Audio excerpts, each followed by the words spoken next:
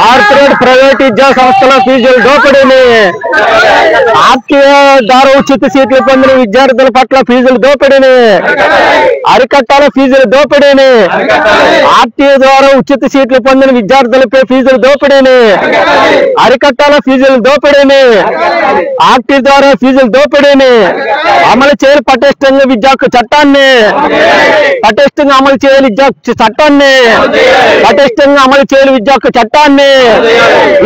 చట్టాన్ని అమలు 25% సీట్లను కార్పొరేట్ ప్రైవేట్ 25% సీట్లను కార్పొరేట్ ప్రైవేట్ విద్యా సంస్థల ఆర్టీఏ ద్వారా సీట్లు పొందిన విద్యార్థులపై ఫీజులు దోపిడీని జిందాబాద్ జిందాబాద్ జిందాబాద్ జిందాబాద్ వర్ధిల్లాల ఆర్టీఏ తల్లిదండ్రుల ఐక్యత, ఆర్టీఏ తల్లిదండ్రుల ఐక్యత, ఆర్టీఏ తల్లిదండ్రుల ఐక్యత. పీడీఎస్యు రాష్ట్ర సహకారదర్శి ఈరోజు రామచంద్రపురం రెవెన్యూ డివిజన్ అధికారి ఆఫీసు వద్ద ఆర్టీఈ విద్యా హక్కు చట్టాన్ని పటిష్టంగా అమలు చేయాలని ఈరోజు ధర్నా కార్యక్రమం నిర్వహిస్తున్నాం. ప్రధానంగా 2010లో విద్యా హక్కు చట్టాన్ని కేంద్ర ప్రభుత్వం తీసుకొచ్చింది. తర్వాత ఈ మధ్యకాలంలో ఒక 5-6 సంవత్సరాల నుంచి ఆంధ్రప్రదేశ్లో విద్యా హక్కు చట్టాన్ని అమలు చేస్తున్నారు. ప్రతి కార్పొరేట్ ప్రైవేట్ విద్యా సంస్థల్లో 25% సీట్లు ఎస్సీ, ఎస్టీ, బీసీ, ఓసీ పేద వర్గాల విద్యార్థులకి మరి ప్రభుత్వం ఇవ్వాలా. ఈ సంవత్సరంలో 96,000 మంది వరకు ప్రభుత్వం ఫ్రీ సీట్లు ఇచ్చింది. అయినా కార్పొరేట్ ప్రైవేట్ విద్యా సంస్థలో ఈ రోజున ఎవరైతే విద్యా హక్కు చట్టం ద్వారా వచ్చిన ఫ్రీ సీట్లు పొందిన విద్యార్థులు దగ్గర నుంచి ట్యూషన్ ఫీజులు, యాక్టివిటీస్ ఫీజులు, బుక్స్ ఫీజులు, యూనిఫామ్ ఫీజుల పేరు మీద 50,000 పైగా రూపాయలని ఈ రోజున కార్పొరేట్ ప్రైవేట్ విద్యా సంస్థలో ఫీజులు దోపిడీ చేస్తున్నాయి. తల్లిదండ్రులందరూ కూడా లబోదివ్వమని విద్యా సంస్థల దగ్గర చాలా ఇబ్బంది పడుతున్నారు. ఓ పక్కన మరి కూటమి ప్రభుత్వం అధికారంలోకి వచ్చిన తర్వాత ఎన్నికల్లో వాళ్ళు హామీ ఇచ్చారు విద్యా హక్కు చట్టాన్ని పటిష్టంగా అమలు చేస్తామని.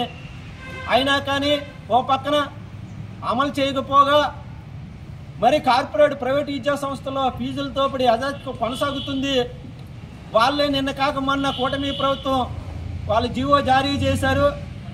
ఫస్ట్ స్టార్ నుంచి 5 స్టార్ వరకు 8,500 రూపాయల నుంచి 14,500 రూపాయల వరకు ప్రతి విద్యార్థికి ఫ్రీ సీట్లు పొందిన ప్రతి విద్యార్థికి మేము చెల్లిస్తామని ప్రభుత్వం చెప్పింది. మరి అయినా కానీ రామచంద్రపురంలో నారాయణ, శ్రీ చైతన్య, భాష్యం, సెయింట్ అండ్ గ్లోరియా అదేవిధంగా ఇతరేతర చిన్న స్కూళ్ళన్నీ కూడా ఈ రోజున మరి ఈ దోపిడీ కొనసాగుతుంది. అయితే ఇది మేము తీవ్రంగా వ్యతిరేకిస్తున్నాం.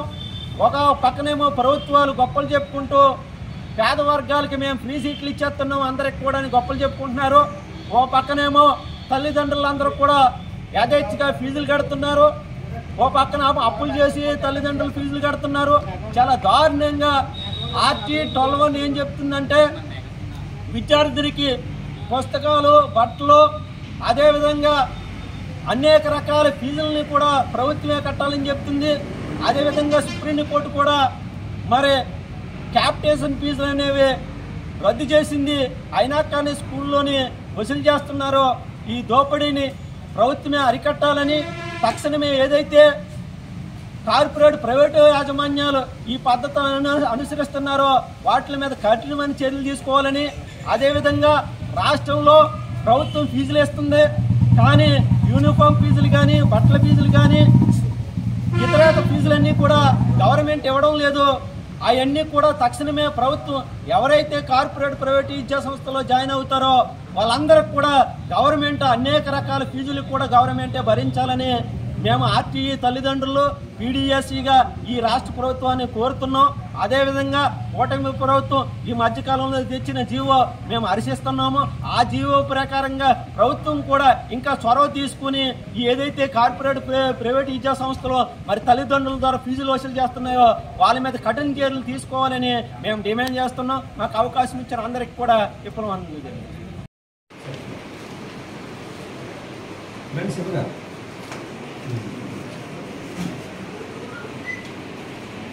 మీరు సర్క్యులర్ జారీ చేయండి అందరికీ.